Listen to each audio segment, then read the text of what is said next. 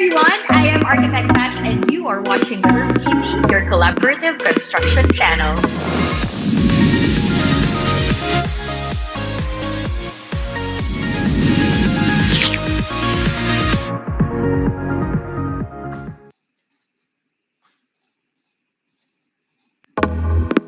Hello partners! How are you all doing? I hope everyone is safe and well after ng ilang bagyong naranasan natin last week and mukhang meron tayong isang mararanasan na bagyo ngayon. So I hope everyone is okay. Kaya importante talaga in any situation ang suporta ng bawat isa. Kaya naman dito sa Curve TV, we want the whole construction industry to be united creatively. No stress, no division, chill lang tayo mga parts. Curve TV will bring you the different sides and faces of the industry like never before. Fresh, inspiring, unintimidating. Join us for an hour of talk and more. Let's get ahead of the curve. Now, we at Curve TV promotes collaboration, teamwork, and being good team players.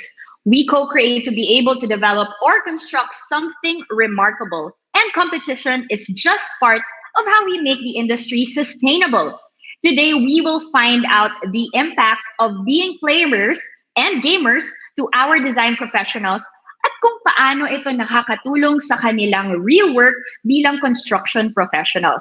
Mas exciting ba harapin ang mga projects? Yan ang aalamin natin with our guests. But before I introduce our first guest, my question is, nakakumu na ba kayo? Do follow us here in Kumu para mas malinaw ang mga usapan. Remember, a better life, a better world, Panasonic. Okay, now joining us today is the Nationals courtside reporter and panel host, a mainstay host for GGG show on GG Network by TV5, and also the sports correspondent for the 2019 Philippine SEA Games.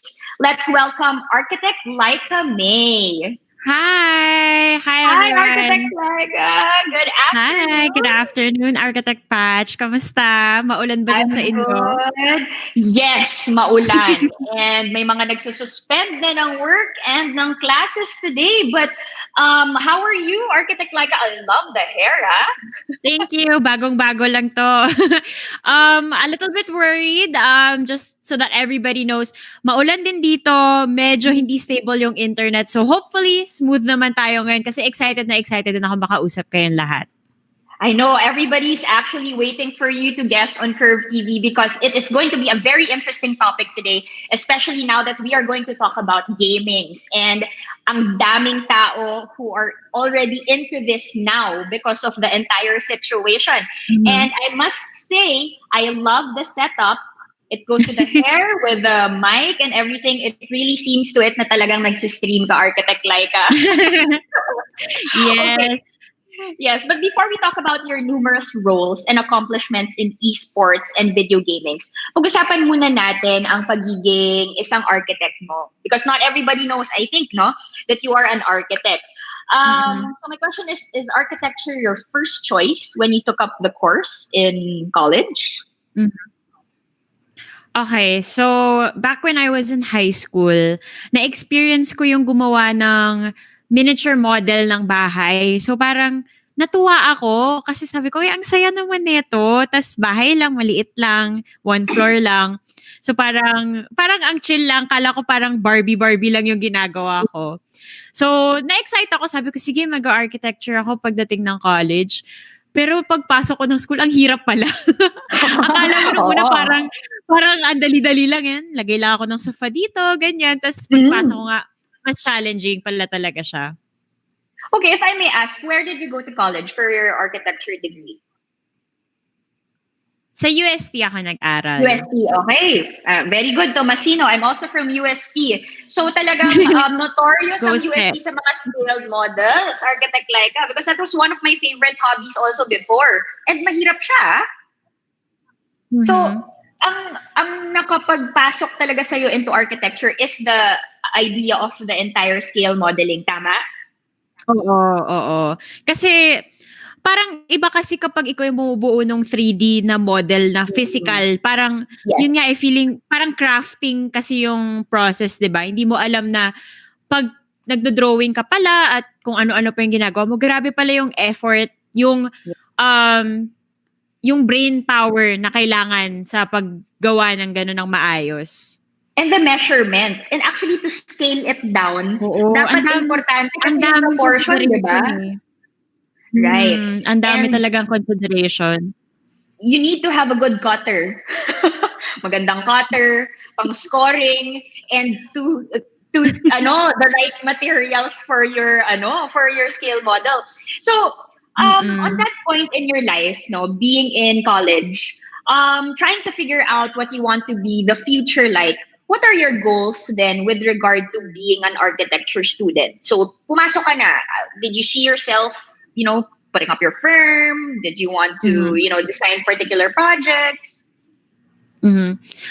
So dati kasi, um, parang nararamdaman ko yung hirap. Pero gusto ko kasing ilaban kasi sabi ko, andito na ako.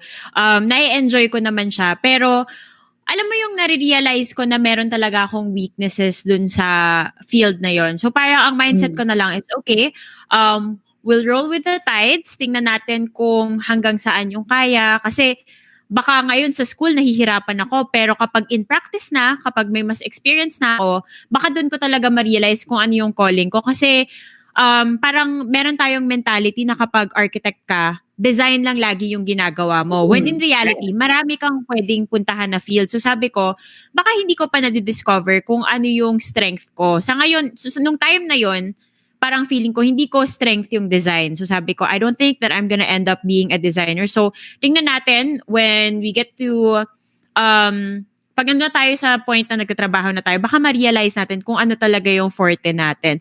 So at the time, parang hindi ko pa makita yung end goal. Basta sabi ko, Mm. nag-e-enjoy naman ako. Medyo mahirap, oo, kasi nga hindi ko makita na ito yung strength ko. Pero sige lang, ilaban lang natin kasi feeling ko along the road, madidiscover din natin. Ganon yung mindset ko at the time.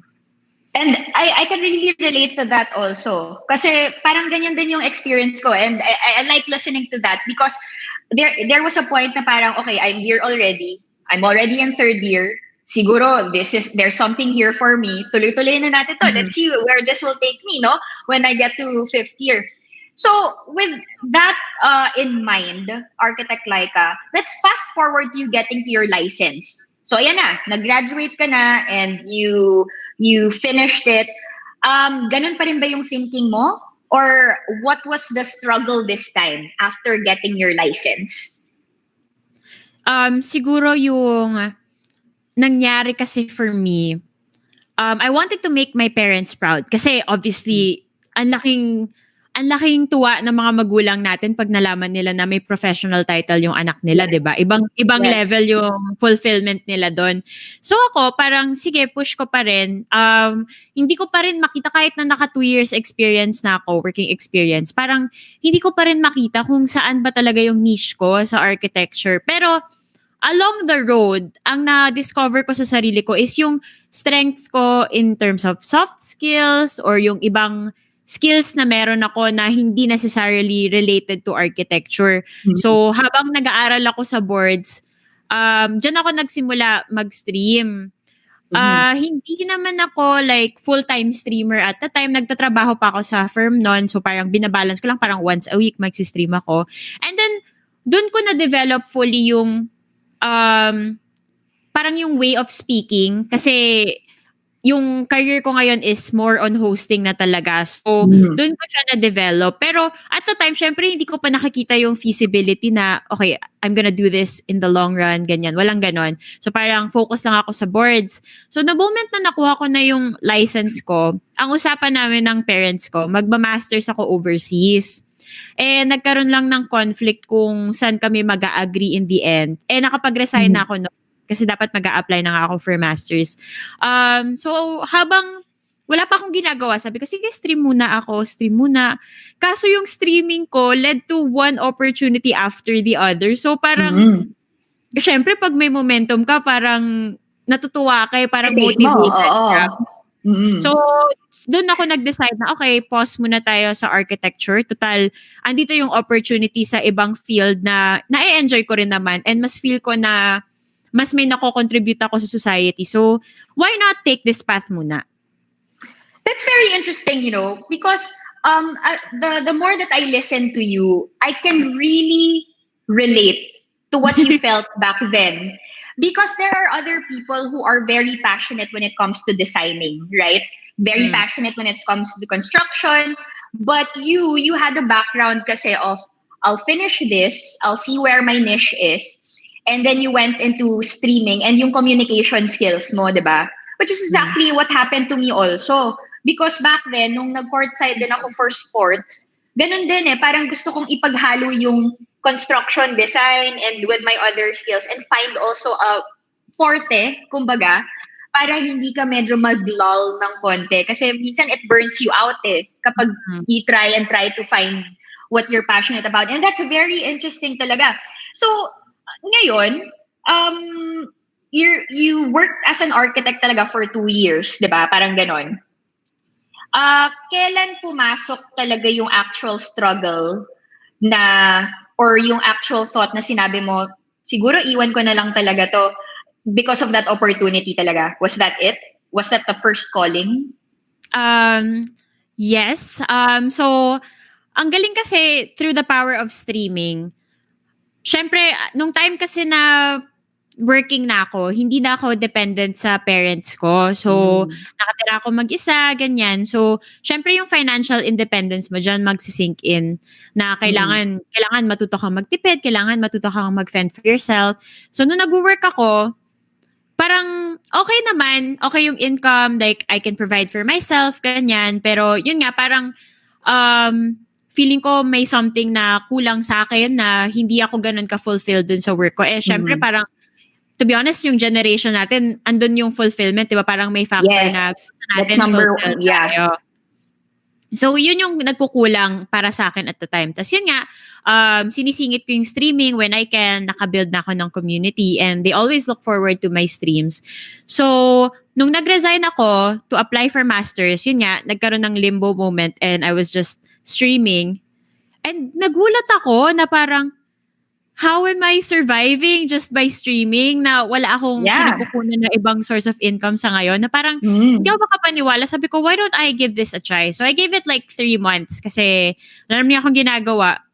And then, dun sa 3 months na yon, nagkaroon ng opportunity sa esports naman. And then from then on, naging stable na lang lahat na even now through the pandemic, stable pa rin yung lahat. So parang hanggang ngayon parang for me, unbelievable pa rin yung flow ng lahat na nangyayari. Pero yun yung parang turning point sa akin na sabi ko, siguro para sa akin din talaga to kasi hindi ako pinapabayaan ni Lord, hindi ako nawawala ng opportunities, and hindi ako nagsastruggle talaga. Parang na-enjoy ko na siya and then, yun nga, parang binibigay rin talaga siya sa akin. So ayoko rin tumanggi.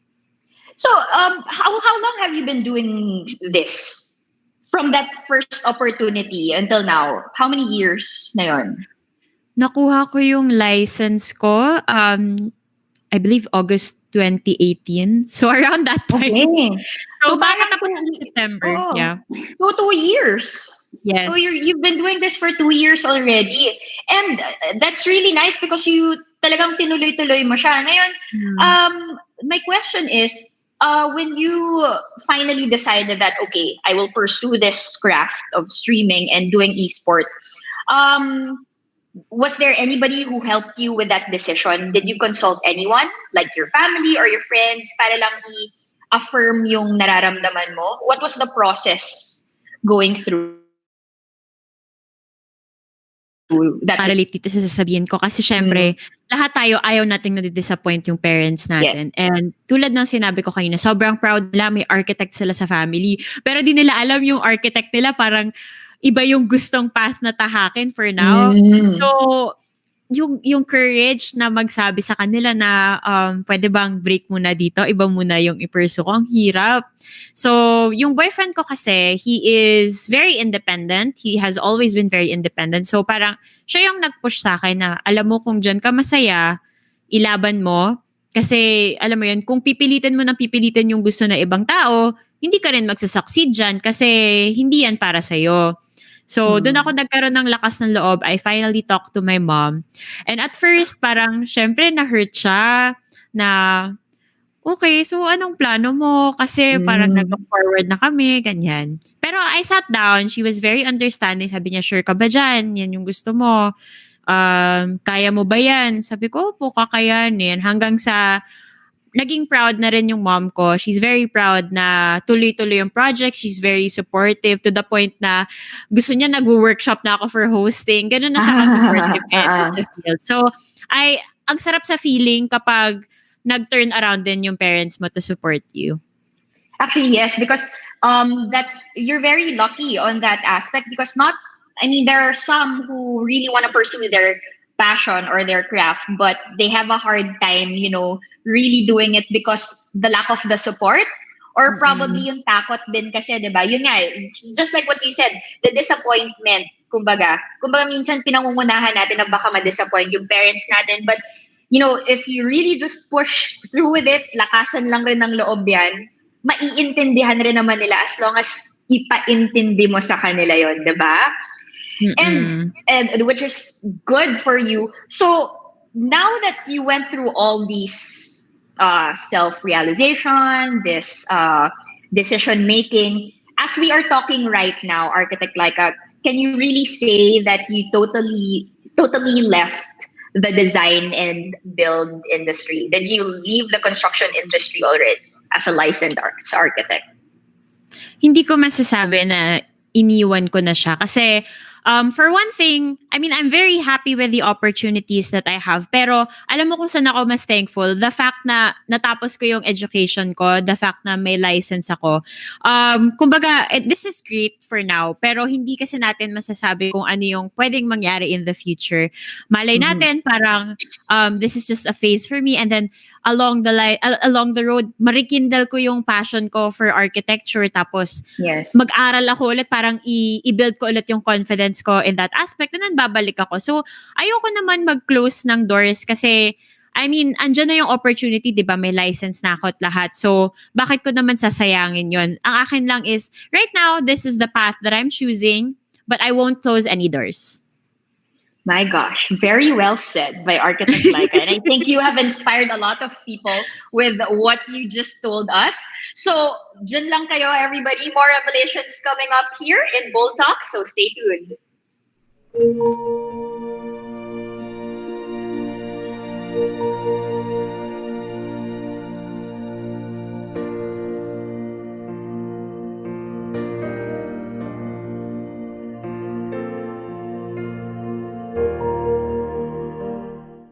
Panasonic.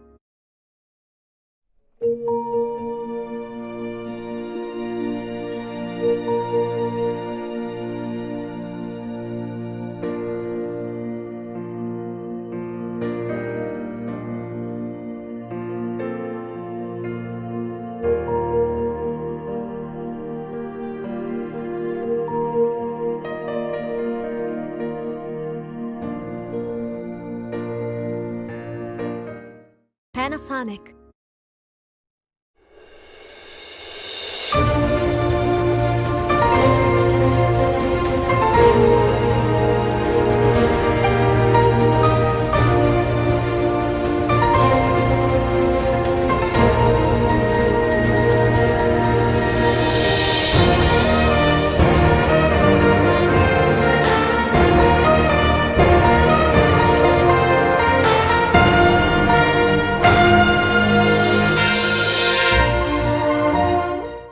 Panasonic.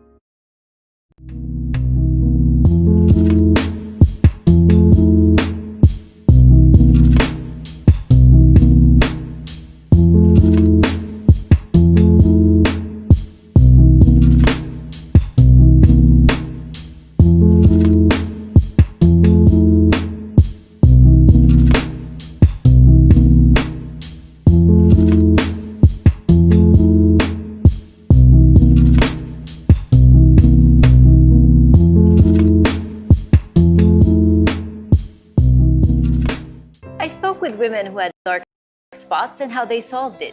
For so many years, I spent a lot on trying products that didn't lighten my dark spots. My dark spots came because of hormonal changes during my last pregnancy. I had dark spots, a skin condition I inherited from my mom.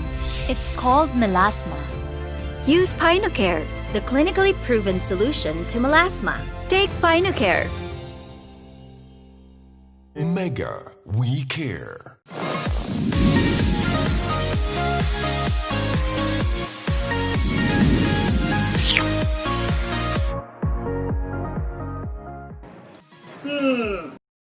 When do you stop reinventing yourself? Let's hear from the masters on November 18. And let's learn about the culture of collaboration with powerful women on November 25.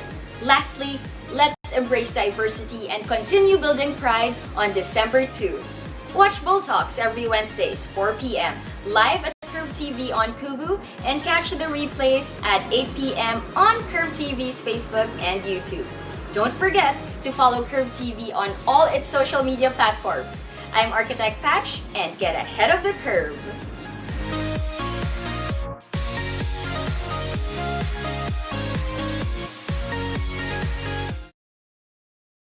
And we are back. You are still watching Bold Talks, co-presented by Panasonic here at Curve TV, your collaborative construction channel. Architect Laika is still with us, but now we will be joined by two other architects. Okay, we are going to be joined by two lady architects today. It's an all-girls coffee talk today. So let's start with the UAP Fort Bonifacio Chapter Treasurer and BIM Specialist, Architect April Santuyo. Good afternoon, Architect April. Good afternoon, Architect Patch. Good afternoon, guys. Hello. Hi. Welcome. And joining us also is our architect with 10 years design practice and a member of UAP Manila Centrum Chapter, Architect Madeline Ong Molina. Hi, Architect Mads. Kamusta? I think you are on mute. Okay lang, ang ganda ng setup mo. Ayun, sorry. Ayun, there you go. Wow. Okay, so punong-puno ang ating screen now. I am joined with three lovely girls who are also gamers and streamers. And tingnan niyo naman ang mga setups nila. I hope you guys can see from the mic, from the headset, and from the three-paneled monitors. Okay, so let's begin our discussion. So, Architect Laika, let's just clear just some terms, no? Because we are into the gaming topic. Is there a difference when you say esports and video games or mobile games? Yes, meron siyang difference. So, video games or mobile games, simply put, yan yung mga games na accessible to everyone, pwede mong laruin. Pag umabot na tayo sa esports level, ito yung tinatawag natin competitive gaming na. So, yun yung may mga premyo, yun yung may mga kalaban ka talaga na iba, ganon, for a tournament, ganon level na siya. Okay, so the important key factor here is when you say esports, this is my tournament involved na dito. Yes. But if you're doing leisure playing lang, video games and mobile games yun, tama? Yes. All right. Okay, so for the three of you, when did you start this passion in playing video games? And if any, kung merong nag-e-sports sa inyo. Let's start with Architect Mads. Architect Mads. Okay. Actually kasi, nag-start yan very young pa lang ako. Kasi yung parents ko, meron kaming, kasi unang family computer. Yung classic natin. So, kasi binili Nalalaman kung anong edad. Nalalaman kung anong edad at Hindi naman, generation. hindi halata, Oh. hindi halata. So, Okay, go ahead. ayun. So, kasi, binili yun ng dad ko for my mom kasi since young, para may magawa sa bahay. So, eventually, na-pass on to me. And then, naka-addikan ko rin siya nung kabataan ko. And then, nung mga generation, nung lumabas si PS1, and then I started playing na yung PS1. And then, doon na nag-start talaga lahat eh. Kasi parang nakakainganyo yung mga games na may challenge, may story, lalo na yung story-based na mga games. Oo, Yun ang mga right. favorite talaga. Yan yung gusto mo. Architect April, ikaw, kailan nag-start yung love mo for playing games? Actually, 1990s. Okay. May years, okay. Yes. Okay. Nag-start siya nung bata pa ako. Actually, yung mga pinsan ko kasi may Sega sila. Sega. Then ako, tingin lang sa kanila, ganyan. Tingin kasi wala akong console na ganon. And then yung nakita ko ng mama ko, parang naano siya. Nung nag-abroad siya, binilan niya ako, pag-uwi niya, binilan niya ako ng yung family computer. Yan, yung nauso nung 90s na yung Super Mario, yung mga ganyan. Doon na nag-start yung gaming ko. Yan. So talagang family, so you guys started consoles. Ikaw rin ba, Architect Laika, sa console ka rin ba unang na engganyo in playing games or diretsong streaming ka na during college? Console din ako. Naranasan ko, hindi ko Duck Hunt ba yun? Yun ata yung isa sa mga unang laro. Yung may baril pa, isasaksak. I am so happy that we are of the same generation in this panel. Because, may Duck Hunt yan, nandyan yan, yung mga yung Super Mario nga sa family computer, yung mga hinihipan mo pa yung bala, di ba? Kapag hindi mo na yung yung games. Wala nang makakaintindihan ngayon sa mga bata ngayon. So, what types of games do you guys play? Aside from that, mga RPG ba? Mga team games? Racing? Ikaw, Architect Laika. Ako, mostly first-person shooter. So, mga barilan. Ganun yung nilala. From Duck Hunt, na binabaril mo yung duck ngayon, kalaban na yung binabaril. Kalaban, okay. So, ikaw, Architect April. More on ako ngayon, more on racing, tapos mga story games, RPG minsan. Okay. More on sports, tennis, basketball, Interesting. billiard. 2K. Yes. 2K. Okay, magandang panel to. And ikaw, Architect Mads. Naka-mute ka. Hindi pa. Hindi ako lip reader, Architect Mads. Hindi pa rin kita narinig. Try to unmute it. Ayun. Sorry, okay. ko na mute. Ayun.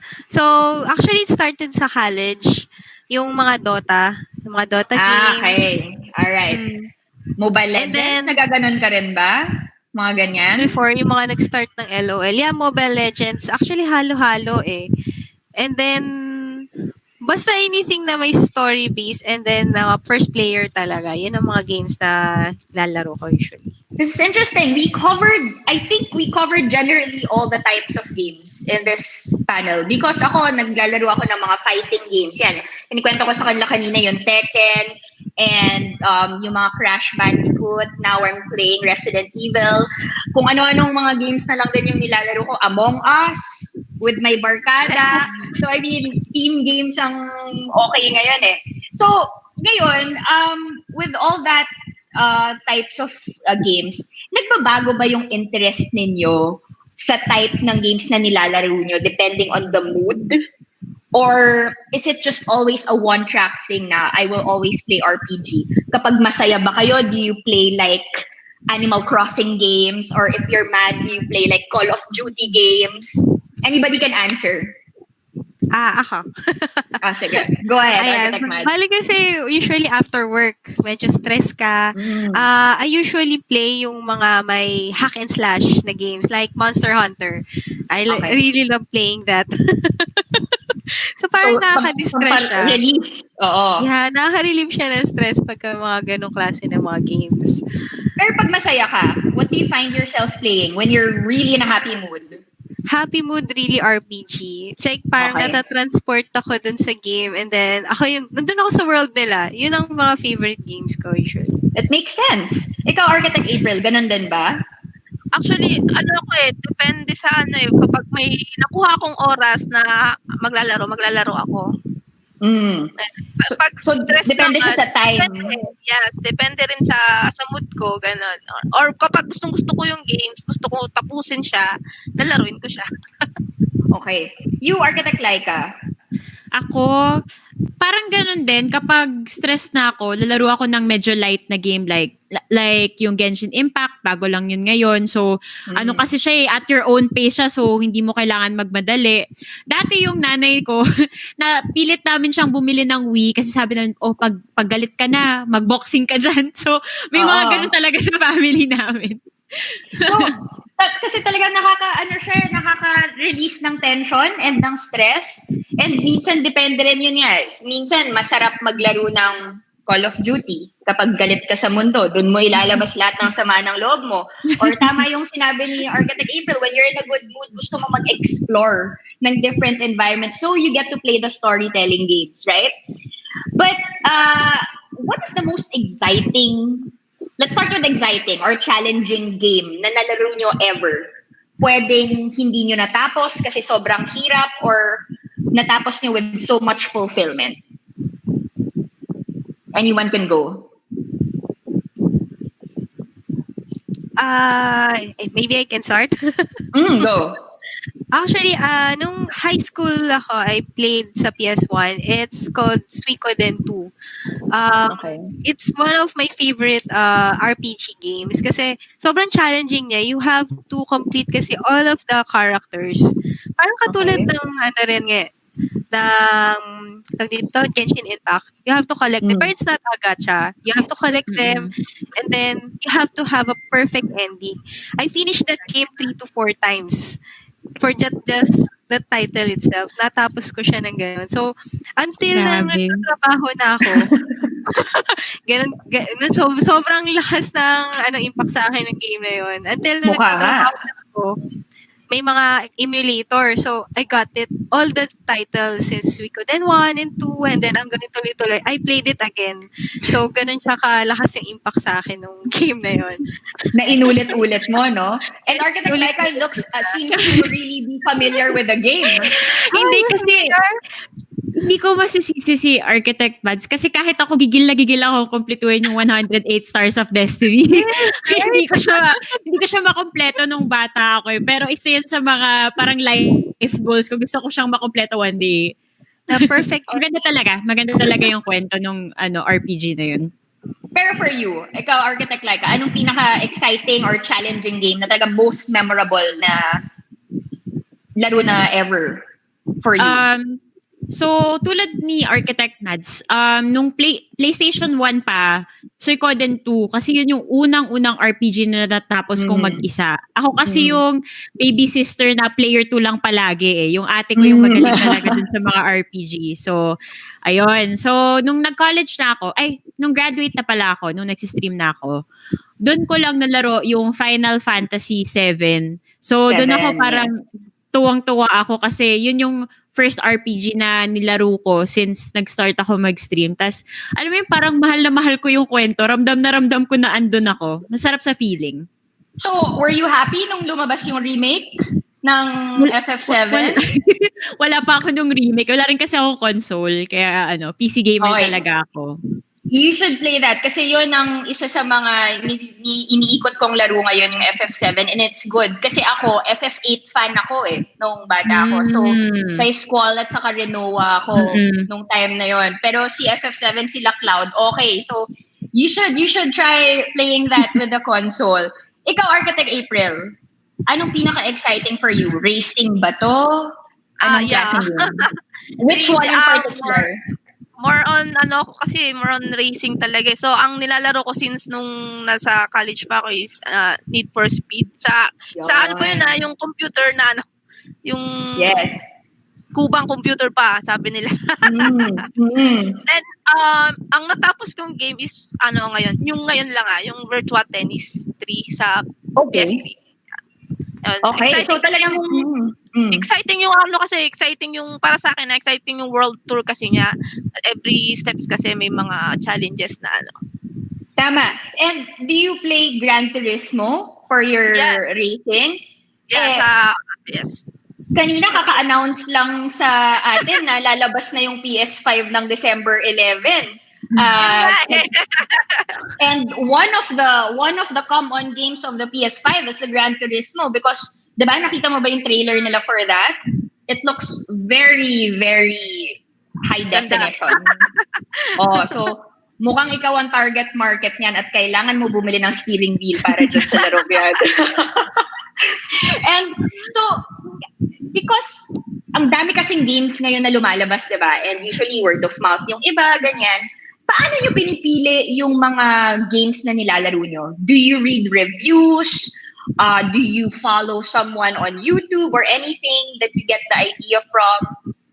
Let's start with you, Architect Laika. How do you start with the games? Malaking tulong na since streamer din ako, lumaki yung network ko of streamers. So, yung mga friends ko, pinapanood ko sila pag may mga bagong laro na lumalabas. Usually, sila yung nauunang mag-try. So, napapanood ko na yung gameplay sa kanila and then doon ko na decipher na, bibilhin ko ba to? May enjoy ko ba yung ganitong genre or yung ganitong playstyle? Tapos yun, parang doon na lang ako nagpipick up. O kaya doon sa mga people na nilook up to ko talaga sa streaming. Ganon yung basihan ko usually. Okay, so it's from the networks of the streamers. What about you, Architect April? Where do you get your new games? Anong binabasa mo, pinapanood mo? Nagdedepende rin ako minsan sa mga sa reviews, ganyan. And then sa recommendation na rin ng mga kaibigan, ganyan. Sa kuya ko, yan. Si Kuya. Recommendation ni Kuya sa'yo ng games. Okay. What about you, Architect Mads? Si husband ba? Major, siya. Actually, so same as them, recommendation lang din. Ang pinakamabigat si husband. So kung ano ma-download niya, yun na yun. So madalas ba naglalaban kayo ni husband sa mga games na to? Very competitive ba kayo sa isa't isa? Actually, ayaw namin magsama sa game kasi nagtatalo kami. Na-try niyo na bang maglaro ng Overcooked? Kayo ng asawa mo? Overcooked. I'm not familiar with Overcooked. I'm sorry. Okay, so it's a team game, but it could also be a versus game wherein nagluluto kayo sa kusina. Kailangan nyo ma-fulfill lahat ng orders. It's also a PC game, You can play it on PC. Meron yun sa Nintendo Switch. And maybe Switch. we could try that. Nagkakasiraan talaga. Switch. Overcooked 2. Overcooked 2. Pag kayo nag-away ng asawa mo, wag mo kong sisisihin. Do not take my recommendation for it. But it's a very nice game, especially for the barkada. So isa yan sa mga favorite game ko with my brother. Siya naman ang kalaro ko dyan. Okay. We'll check that. Yeah, go for it. Sana hindi kayo mag-away. So, kayong tatlo ba nagkita-kita na kayo somewhere online or in a particular game? Nag-compete na ba kayo ever? Kayong tatlo? Nagkaroon ba ng chance na ganon? Wala pa? Tournament ba? Or online lang? Kahit online lang. Not necessarily tournament. Si Architect Mads, nakalaro ko na siya sa COD, mobile. COD, okay. So, sino Valorant? Valorant pala. Pati yung Valorant. Valorant. Sino unang namatay sa COD sa inyo? Ako yata Sinong gumapang para magpa-rescue ng buhay? So, si Architect April yun. April. Maganda yan. Talagang dun mo malalaman kung sinong ready tumulong para matapos yung mission. So, sa tingin nyo ba maraming construction professionals ang into video games also and esports? Do you know if everybody meron bang ganon? And meron bang active group from the industry na nagkakaroon ng mga gaming sessions or esports tournaments? Anybody can answer. Architect Mads or Architect April. I think, marami. Mm-mm. Kasi maraming mahilig sa video games. Sobrang Yes. addict, marami. Pero I think yung yung nagko-compete or nag-stream, I think, konti lang sila eh. Hindi sila ganun kada. Bilang lang. Actually, sa batchmate ko, I think isa lang yung nakilala ko. One time pa lang yata siya nag-stream nun eh. Or mga hindi rin masyadong out yung iba ata maglaro kasi baka isipin hindi nagtatrabaho eh, no? Baka may fear na gano'n eh. Architect April, ikaw, do you know any organization or any group na professionals na nagsilay-silay yung naglalaban-laban? Ano lang more on, yun nga, katulad ng sinabi ni Architect Mads, kapag kunwari sa office, lunch break, doon kayo maglalaro, lahat. Nagkaka-mini tournament. Sa office, ganyan. Kami sa firm namin, which is nice, nagkaroon na kami ng mga Christmas party na imbis na typical games ang laruin namin, ang ginawa namin, nag-Tekken tournament kami. So, yung IT namin, siya yung gumawa ng bracket for the different players. Tapos naglaban-laban kami. Tapos ang maganda doon, pinakamagaling sa Tekken yung boss namin. So yung final, yung boss talaga yung kalaban. Literal, boss. Boss battle eh. Literal boss battle, which is very exciting. Diba? Anyway, and it really brings everyone together, yung games and the space. So, ngayon, itong gusto kong topic din. Gusto ko kamustahin yung setup ninyo sa bahay or yung game space ninyo. So, let's start with Architect Mads kasi talagang kitang-kita ko yung 3 monitor na yan. Naiinggit ako actually with that setup. Can you please walk us through your setup for your gaming? Okay, bale, actually itong setup na to, originally sa husband ko siya. Well, ever since we got married, sa akin na rin siya. Parang ganun siya. Buti na lang, pinakasalan mo.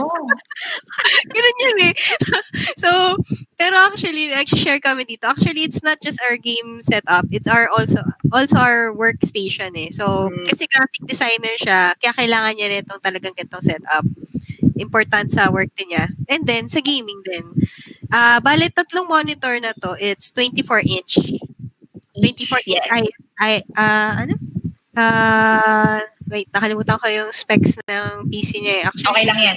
Mas techy kasi siya kaysa sa akin eh. So, medyo naging lazy na ako regarding sa tech specs kasi nandiyan lang siya anytime. As long as gumagana, as long as nalalaro mo yung game mo, happy ka na. And you have a separate room for that. Kumbaga may sarili kayong space na nandyan yung okay.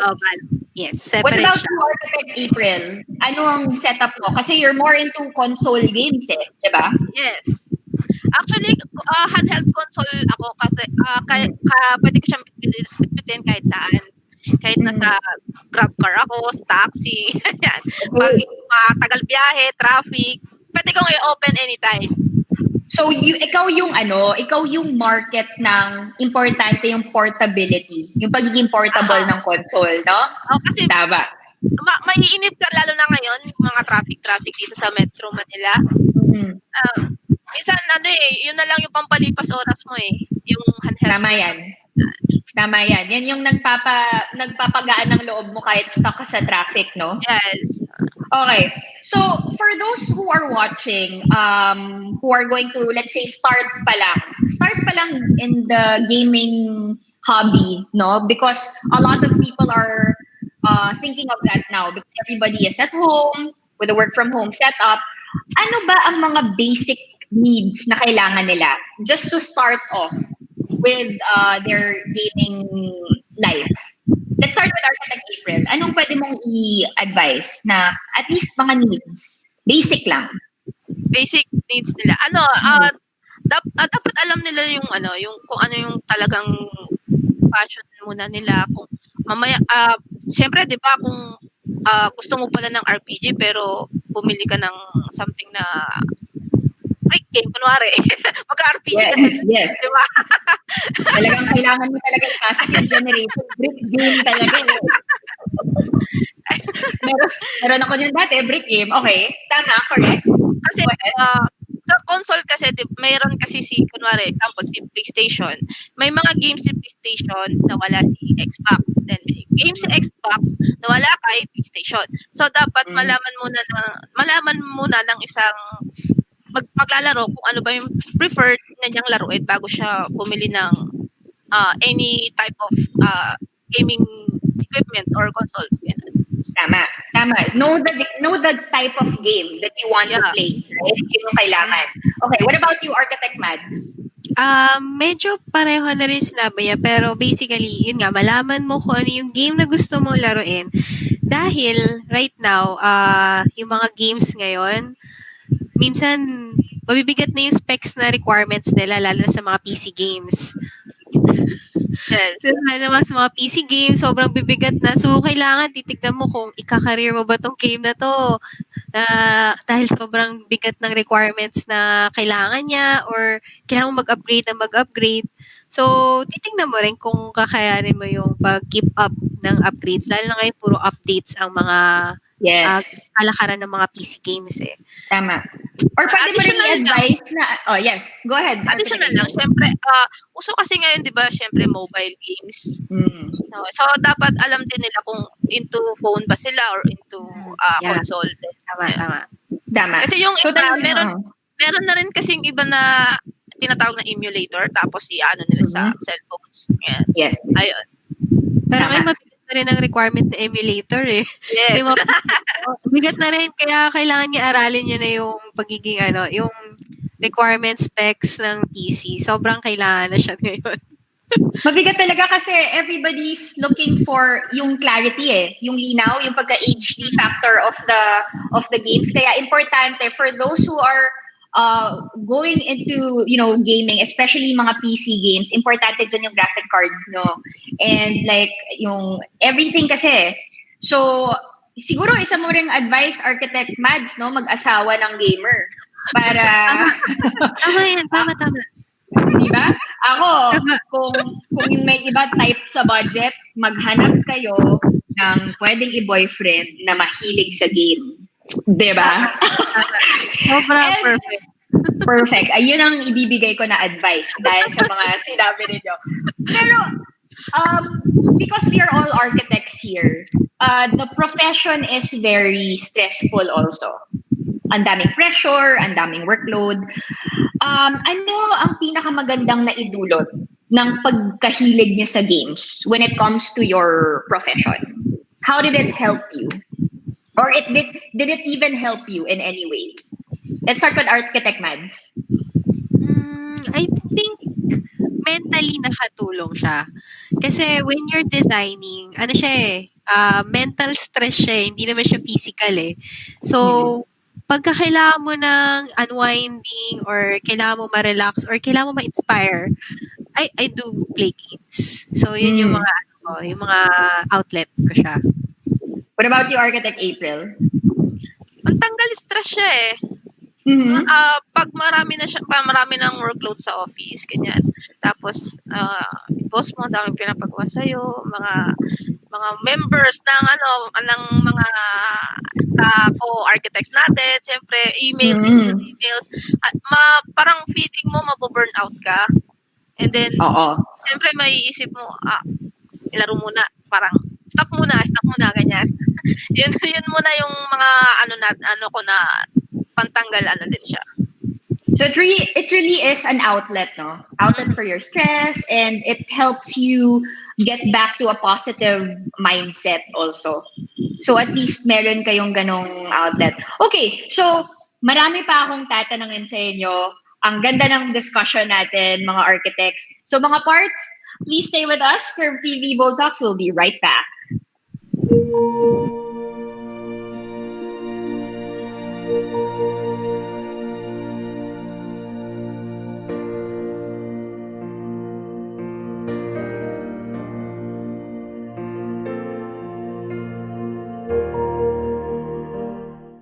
Panasonic.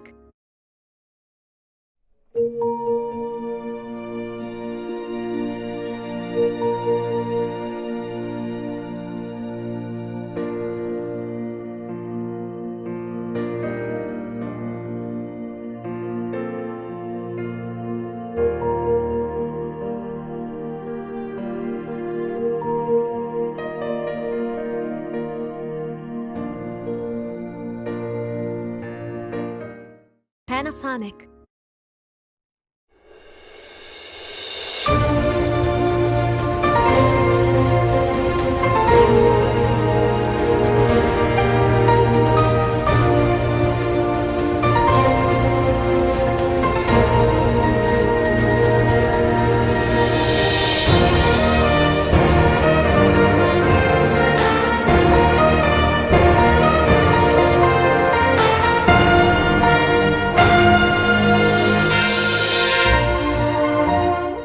Panasonic.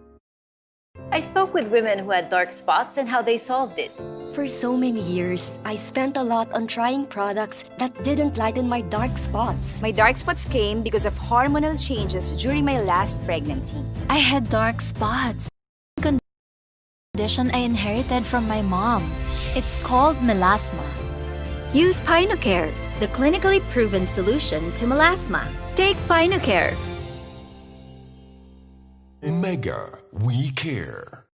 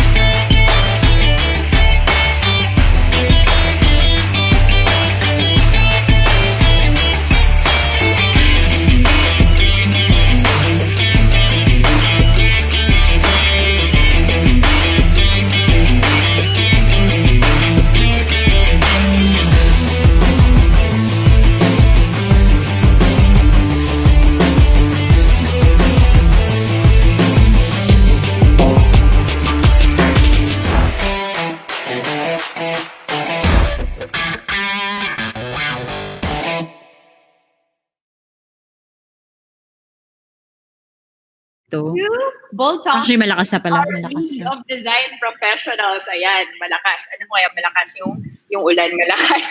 Okay, so we are back, everyone. We have Architect Laika. Welcome back. Architect April and Architect Mads. Okay, so first of all, I want to say thank you to all those who are watching on Kumu, all those sending our gifts, halo-halo. Thank you so much for that. Bagay na bagay sa tag-ulan ngayon, yung halo-halo. And on Facebook, we want to thank everyone who is watching. Thank you to Pao Parianes. Okay na ba yung electric fan, Pao? Naayos na namin yung fan. And for those who are watching, yan, all from Makati, sila Ian, sila Tin Jimenez is watching. And I think some of your friends are also watching here. Sila hi daw kay Architect April. And so we'll greet them later on. And maraming may idol sa'yo, Architect Laika, on Facebook. So thank you very much for watching. It's a very good discussion all about gamings and gamers here and being a professional. So let's go back to Architect Laika, no? You were saying earlier that biglang nag-take off yung pagiging host mo sa esports, right? And you are still doing that now. How often do you do your esports hosting? Are you still actively doing it now during the lockdown?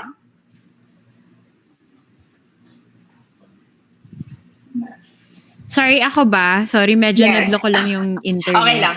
Okay lang yan. I was asking Architect Laika if Ayan. you are still actively doing your Yes, hosting I now. am still, ayan. Yes, I'm actively doing my hosting now. Yun yung masasabi kong magandang factor when it comes to esports and gaming kasi it's online. Pero downside, yung medyo na-experience ko ngayon, pag may internet issues ka, magsusuffer ka talaga. Pero yun nga, karamihan sa atin, may understand natin yung struggle na yan kasi karamihan naman ng work ngayon, di ba, online na nga. So, struggle ako ngayon, pero thank you guys so much for bearing with me. It's okay. That's totally fine. Now, for Architect April and Architect Mads, since you are into gaming also, because you also play RPG, no? And yung mga story line games, nagkakaroon ba kayo ng ibang insights after playing, going into your design projects? Does it affect you in any way when it comes to designing? The virtual world of gaming, does it give you some inspiration when it comes to your designs? Let's start with Architect Mads. Nung college days, when I played yung Final Fantasy, actually, isa lang nalaro ko Final Fantasy, pasensya na, Final Fantasy 9. Okay. Pero kasi sobrang natuwa lang ako dun sa layout nila, dun sa, actually, Final Fantasy, napakaganda ng, nila, nakaka-inspire. Actually, may one batchmate ako, gawa niya, kamukha ng Final Fantasy yung building. So, parang nakaka-inspire. Actually, puro inspiration lang talaga. And to relax lang talaga para sa akin ang gaming na yan. Yung effect niya sa'yo. What about you, Architect April? Yung ang laking tulong sa akin nung nilaro ko yung The Sims. Yon. I was waiting for that. Hinintay ko kung may magsasabi ng Sims dito eh. Go ahead. I wanna listen to this, Architect April. Kumbaga, yung Sims kasi, di ba, parang nagbi-build ka doon ng bahay mo, yung interior design mo, andon din, yung, kung paano mo yung mga combination ng mga furnitures mo, sa mga wallpapers dun sa Sims mo. So, malaking bagay yung Sims para sa akin sa field natin na dito sa designs, di ba? At saka malaking bagay yung Rosebud, Clapochos, para unlimited funds tayo sa furniture, di ba?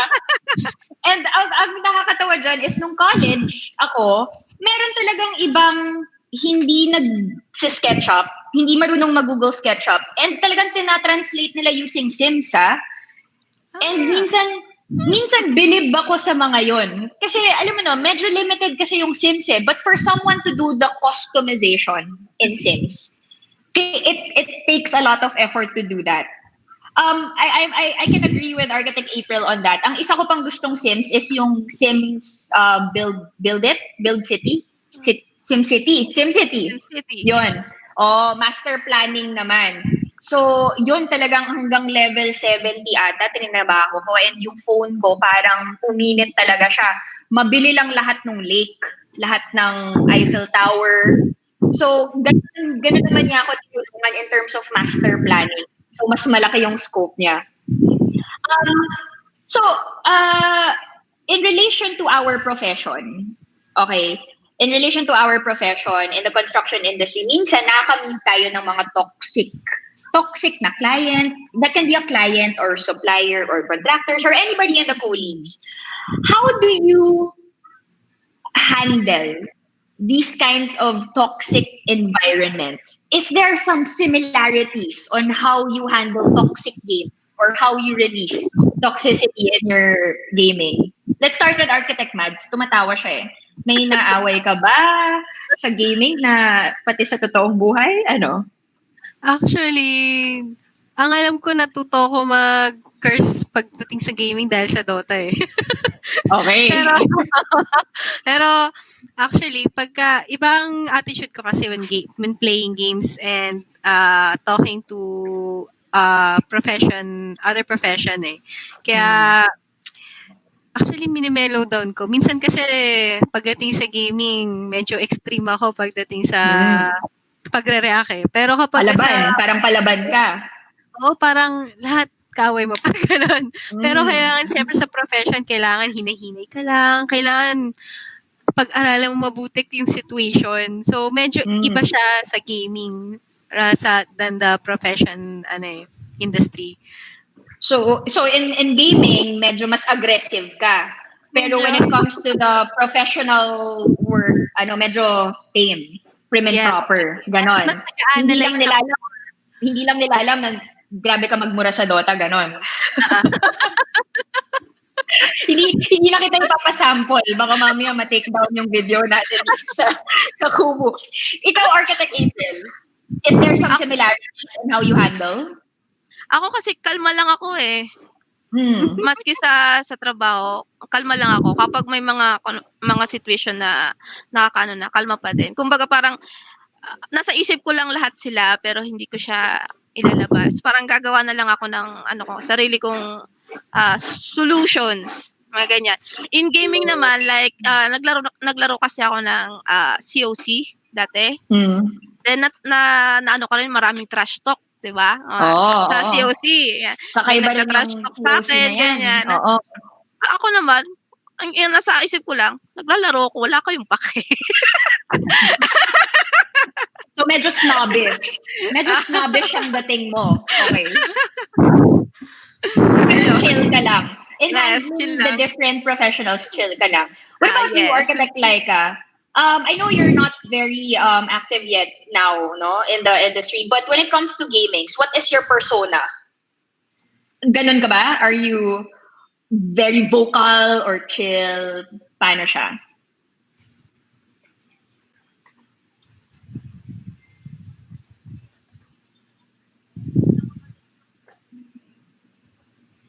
Okay lang, may konting delay. Ayan. Dadating na rin sa kanya yung tanong natin. Sa akin ba? Hindi ko I am so sorry. Akala parang TV patrol lang tayo dito na may konting delay of 5 seconds. Okay. I am so sorry. Back to you, Architect. Okay, so, okay lang. For you, ano ang what was the persona mo question when it again? what's your persona when it comes to gaming? Ikaw na, ikaw yung tinatanong ko.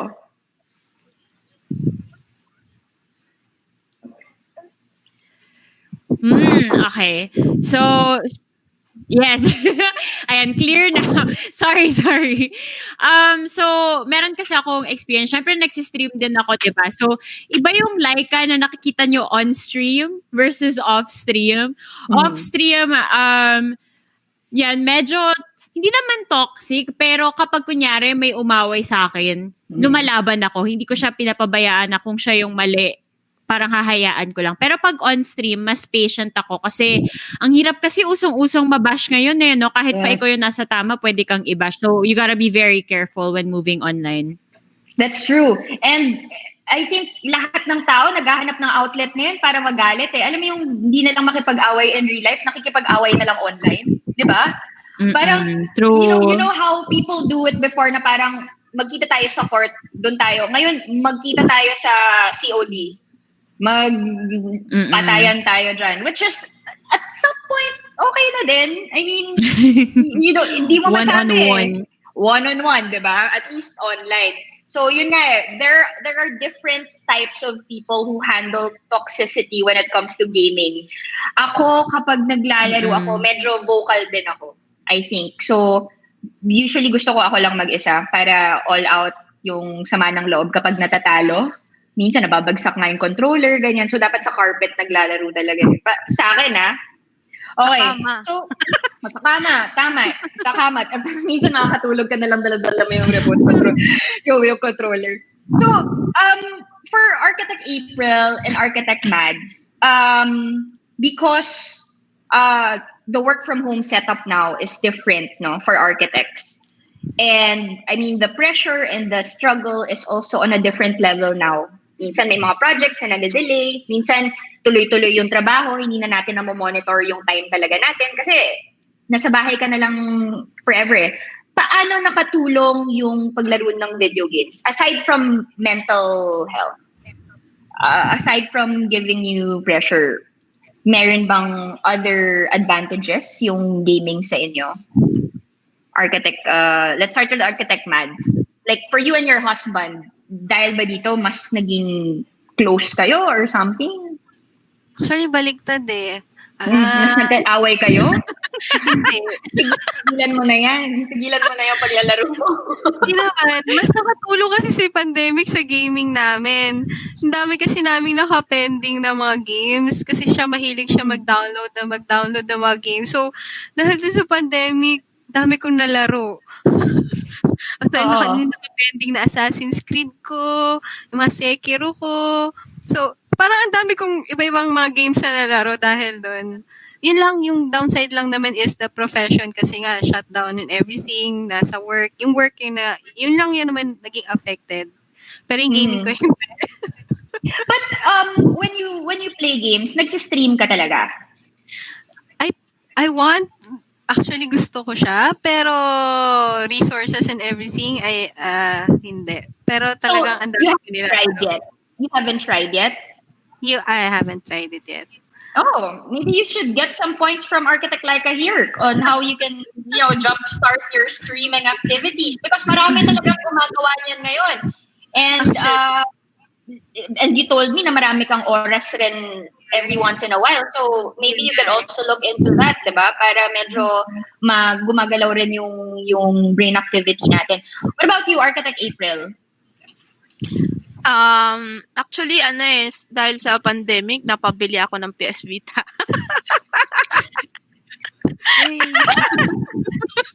Ayan na. Yung feeling na... Sa December 11, isa pang PS na mapapabili ka. Magpa-lista ka na. Nung wala pang pandemic, plan ko siyang bilhin. Bibilhin ko siya. Pero nung wala pa talaga, may trabaho kami, hindi ko siya mabili. Pero dahil sa pandemic, nabili ko siya. Pati Nasusulit mo. Nintendo 3DS. Oh, yeah. Wow. I swear, you are the market for portable consoles. Yes. You really are. And hindi ako magugulat kung may Switch ka o yung susunod mong bibilin ay Switch. I think papunta ka na dun, tingin ko, dahil sa, ikaw ang market ng portable consoles. And, but, okay, so, yun ang natulong sa inyo. But for Architect Laika, kasi iba yung story niya compared to you guys. She pursued her craft now into streaming and gaming.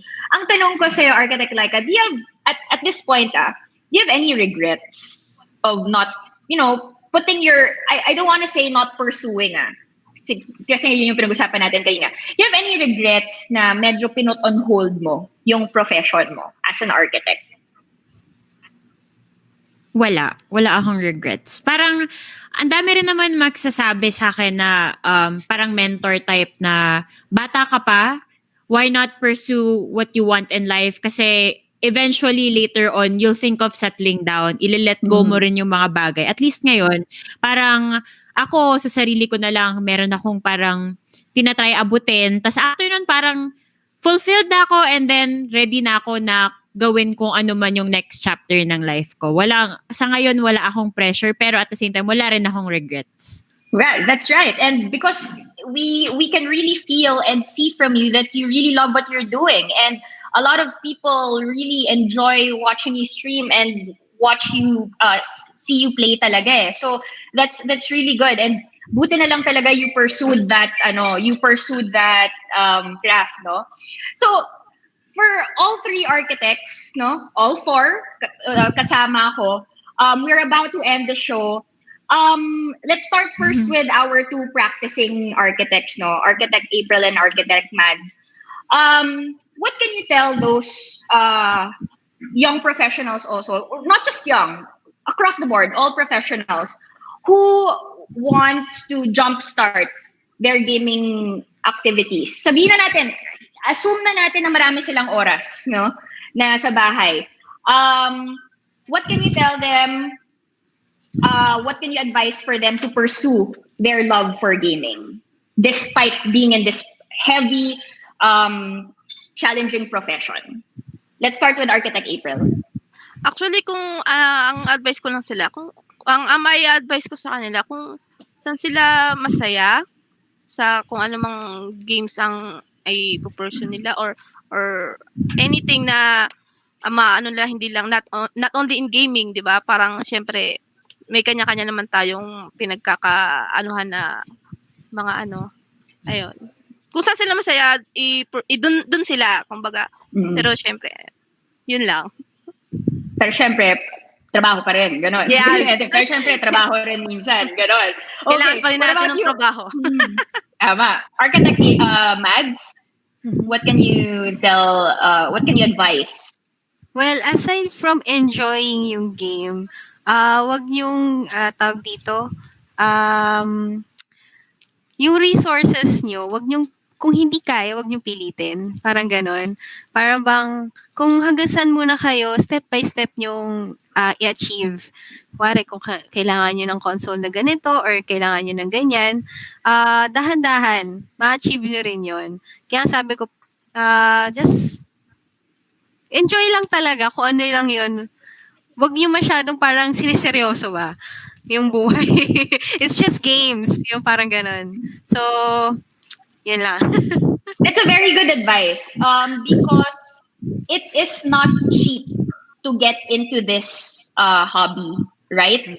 Yes. We were discussing earlier, I think nawala si Architect Laika nun, you need to have a certain specs for you to be able to play properly, no? Smoothly, games, especially pagdating sa PC.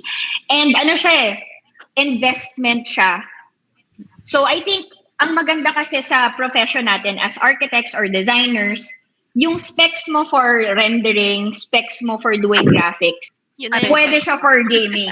It's a perfect, di ba? It's perfect combination.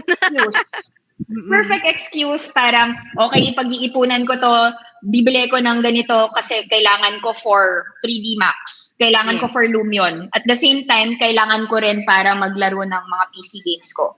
Yes. So tama yung advice mo, Architect Mads.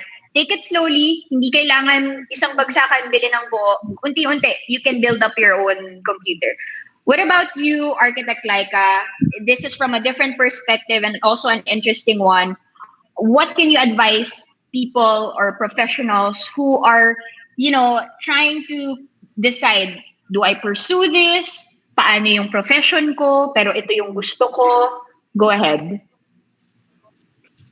Siyempre, katulad nga nung sabi ni Architect Mads, dapat i-acknowledge mo yung mga limitations mo. Hindi parang porket gusto mo siya, tatalon ka na lang, iiwan mo lahat. Hindi pwedeng ganun. Kailangan lagi tayong may kino-consider na ibang factors. Tulad nung sa akin, hindi ko naman binitawan agad yung architecture dahil na-realize ko na gusto ko to. Tiningnan ko muna kung sustainable ba sa akin tong gaming bago ako tumalon dun sa option na yon. Tapos nagkataon na opportunity after opportunity arise. So, binab ko yon. So, kayo, kung gusto nyo rin i-take tong same route na ginawa ko, make sure muna na may backing kayo. Huwag kayong masyadong risky. Mag-ipon muna kayo bago kayo mag-try talaga. Kung mahilig kayong maglaro, go, enjoy nyo lang yung laro. Pero, huwag nyong itapon lahat porket feeling nyo na ine-enjoy nyo yung isang bagay. Marami kayong kailangan i-consider din. So, be smart about things na lang. Especially ngayon na mahirap yung panahon. Very well said. Very well said. And, gaming is fun, but, it's not gonna be fun if papahirapan mo lang yung sarili mo just to buy all these gadgets and tech para at the end of the day makalaro ka, no? And before we end the show, Architect Laika, why don't you invite everyone with your streaming platform? Para naman, I'm sure a lot of professionals are watching now. Where can they catch you or, see whatever you're doing now and when it comes to esports? And are there any tournaments that they can enter? Yes, of course. So, nagsistream po ako Mondays through Fridays sa fb.gg/xlikeamea. Yung mainstay host ko sa GGG Network, sa GGG. Sa ngayon, on hold siya, pero mag-abang kayo dyan kasi yun ay shortcut for geeks and gamers guide. So, kung kayo yon, abang-abang lang kayo sa page ng GG Network para makita yung details dyan. For the nationals naman, meron tayong Dota 2 season, kakatapos lang. Natapos na rin yung Tekken 7 season natin. And ngayon, papasok na tayo sa Mobile Legends season. So sana makita namin kayo dun sa The Nationals. Yun lang naman. Thank you very much, Architect Laika. And mag-take note na tayo, Architect April and Architect Mads. Baka meron tayong pwedeng salihan dyan. Kakatapos lang daw nung Tekken. And Mobile Legends na yung next. So if we have time, sign up and check out Architect Laika's page to know more about this. And thank you very much to our three lovely architects, Architect Laika May, Architect April Santuyo, and Architect Mads Ong Molina for joining us today. All the best in whatever you guys are doing. May it be your projects, your streaming platform, and your gaming. So all the best. Good luck, guys. We are all team players and co-creators, and we just have to be responsible and fair. In all fields and whatever we do, be it personal or professional, bawal ang ugaling toxic. Curve TV's Bold Talks will be right back.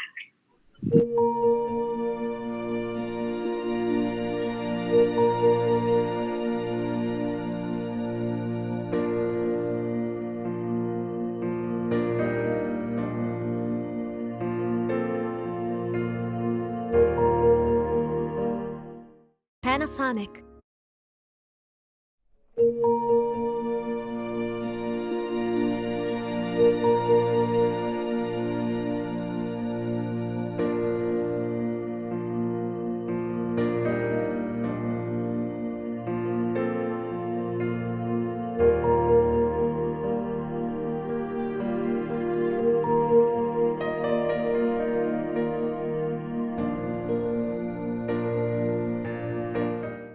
Panasonic.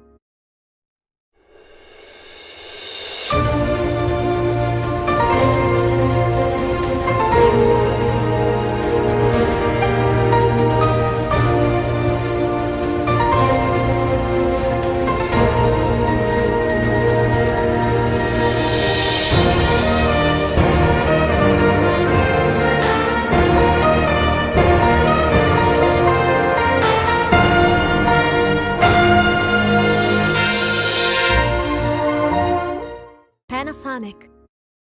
I spoke with women who had dark spots and how they solved it. For so many years, I spent a lot on trying products that didn't lighten my dark spots. My dark spots came because of hormonal changes during my last pregnancy. I had dark spots, a skin condition I inherited from my mom. It's called melasma. Use PinoCare, the clinically proven solution to melasma. Take PinoCare. Mega, we care.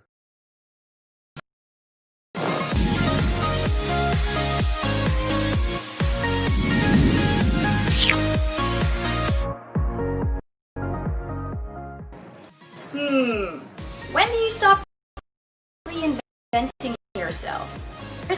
And let's learn about the culture of collaboration with powerful women on November 25. Lastly, let's embrace diversity and continue building pride on December 2. Watch Bold Talks every Wednesdays, 4 p.m. live at Curve TV on Kubu, and catch the replays at 8 p.m. on Curve TV's Facebook and YouTube. Don't forget to follow Curve TV on all its social media platforms. I'm Architect Patch, and get ahead of the curve.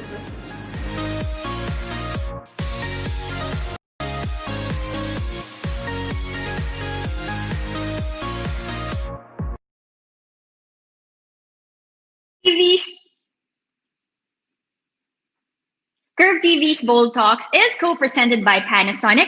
For more details on sponsorship, please drop us an email at curvetvph@gmail.com. Okay, mga parts, thank you very much for staying with me today. It was a very good conversation with our gamers in the professional industry. I had so much fun talking to them. I hope you guys had fun also. So join me again next week as we talk about Hard Hat, pursuing your passion for success. Wednesdays, 4 p.m. live here on Kumu, Facebook, and YouTube. Stay safe, everyone. Medyo maulan sa labas ngayon and for the coming days, so please stay safe. Get an architect, get an engineer, get a contractor, get ahead of the curve. Again, this has been Bold Talks. I am Architect Patch, and you're watching Curve TV, your collaborative construction channel.